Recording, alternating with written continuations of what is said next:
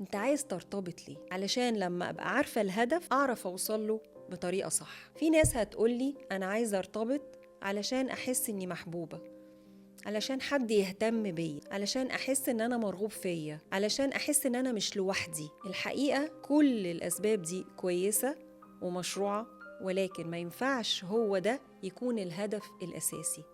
لان لو هدفي الاساسي ان انا اتحب او ان حد يهتم بيا، يبقى انا هنجذب على طول للي بيحبني، وهبدأ اعمل كل تصرفاتي على اساس ان اللي قدامي يفضل يحبني ويفضل مهتم بيا ويفضل معجب بيا. وده معناه ان انا مش حاضرة لمشاعري انا والافكاري انا واللي انا عايزة ايه من العلاقة دي.